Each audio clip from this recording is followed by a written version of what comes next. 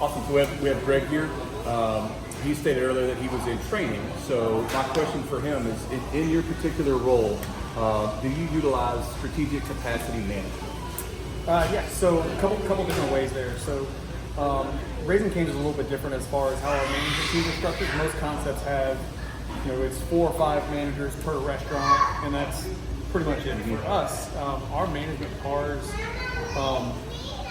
fluctuate depending on the volume of those certain restaurants. So we have some restaurants that have 4 to 5 managers. We have some restaurants that have 10 to 12 managers, depending on their volume. From a role in training, one of the big things that I'm responsible for is the training of those managers, certifying restaurants to train, and making sure that our training restaurants aren't overloaded with too many managers and their capacity is at a point where they can handle multiple managers in training at one time.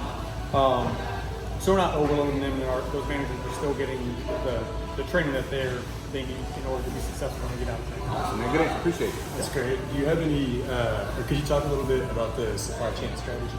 Yeah, so our current supply chain logistics, we'll start with the most essential is our restaurants. So our restaurants get 3 to 6 product deliveries per week, depending on their volume from Vid3. And those deliveries are placed, the orders are placed the day before they're delivered. And approximately 80% of the product that we have in our restaurants is ordered directly from Vid3. We have a designated department at our support office that communicates directly with Vid3. We have another department that is solely focused on food quality. So we have other vendors that give us our training material, uniforms, graphics, and those things. But with such a limited menu, we have a very high emphasis on vendor accountability.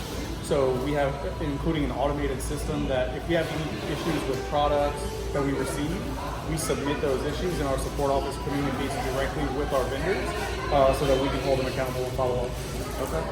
I've got one